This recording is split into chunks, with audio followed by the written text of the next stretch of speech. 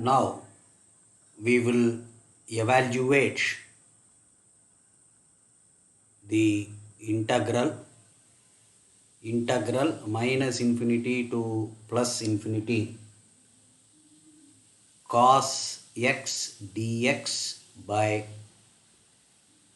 x squared plus 1 the whole square using contour integrals.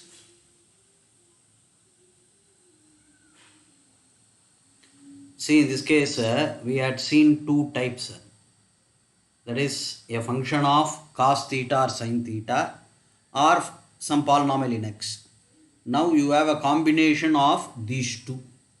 So when you have such type of problems, what we do is you consider this integral over c e power I z dz by z squared plus 1 the whole square, where c is the semicircle in the positive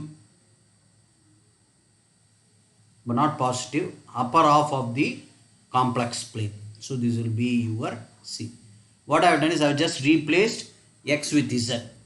If you have cos z at the end, you can equate the real parts. If you have sin z, you can have the imaginary parts. By taking this integral, we can evaluate integral minus infinity to plus infinity cos x dx by x squared plus 1 the whole square, as well as the integral minus infinity to plus infinity sin x dx by x squared plus 1 the whole square. So that will be the pattern. Now what I do is I take f of z as e power I z by z squared plus 1 the whole square. Okay, and in the next line I take singularities of f of z, or z is equal to plus or minus I. This appears twice because you have whole squared in the denominator, and in this z is equal to I lies inside C because that is in the upper half of the plane. So this z is equal to I can be written as 0, 1. This will be in the upper half of the complex plane. Therefore z is equal to I lies inside C. So if I want to use the residue theorem, I have to first calculate the residue at z is equal to I. This is of order 2. So first what we will do is we will calculate residue of f of z at z is equal to 2. Z is equal to I, not 2. This is of order 2. So I'll have 1 by factorial 1 limit z tending to I d by dz of z minus I the whole square into e power iz by z plus I the whole square into z minus I the whole square. So this will be the formula for finding out the residue if it is of order 2. Z minus I the whole square gets cancelled here, and you know that 1 by factorial 1 is 1. So I'll have limit z tending to I. I want to differentiate this. When I differentiate this, I'll have z plus I whole power 4, z plus I the whole square. Use the quotient rule. I have to differentiate e power iz. I e power iz minus e power iz into 2 times z plus I into 1.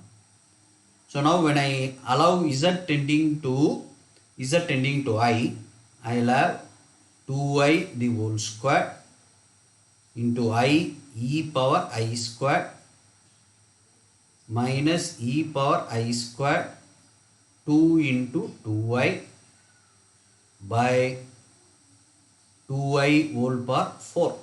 Okay, I can remove this 2I outside. 2I into, this will be 2I squared e power minus 1. Is that right?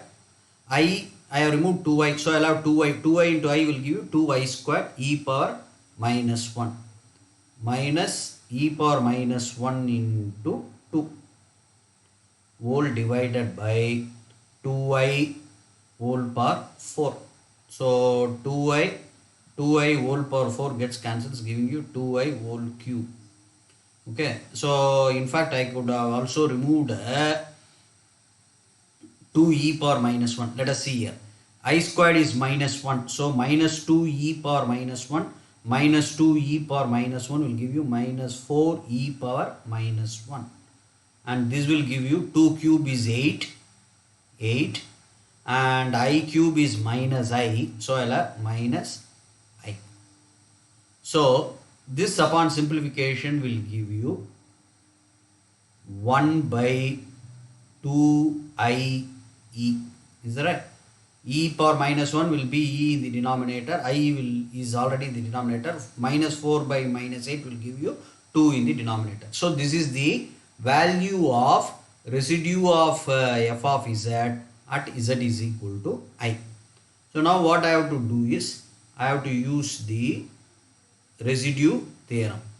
When I use the residue theorem, I will have integral minus r to plus r. Okay, this is on the real axis, so I'll have e power ix dx by x squared plus 1 the whole squared plus integral over cr e power iz dz by z squared plus 1 the whole squared. This will be 2 pi I into 1 by 2i e. Okay, 2i gets cancelled here, so I will have the answer as pi by e. Now what I do is I allow r to tend to infinity. Okay, so now what happens here is that now I will just make the calculation. Modulus of integral over cr e power iz dz by z squared plus 1 the whole squared. This will be less than or equal to integral over cr modulus of e power iz into mod dz by modulus of z squared plus 1 the whole square. Okay, this will be less than or equal to 1. E power iz is modulus of e power iz is cos squared z plus sin squared z, which will turn out to be 1. Mod dz will be the circumference of the semicircle, so pi r divided by this. Already I have proved in the first two types, r squared minus 1 the whole squared. This will tend to 0 as r tends to infinity, because here I have r power 4 in the denominator that will approach infinity faster than r, so this will tend to 0. So now what happens here is that when I allow r tends to infinity, this part will be 0. Therefore integral minus infinity to plus infinity, I can write this e power ix by as cos x plus I sin x dx by x squared plus 1 the whole squared. This will be pi by e.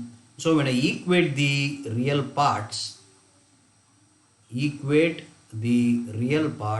get the required integral minus infinity to plus infinity cos x dx by x squared plus 1 the whole square.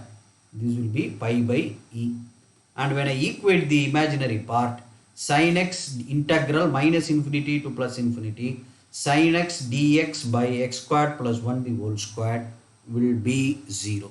So this is the process when you have function of cos theta and sin theta and a polynomial. Just replace x with z and take the contour as the semicircle in the upper half of the plane. That will give you the required value of the integral.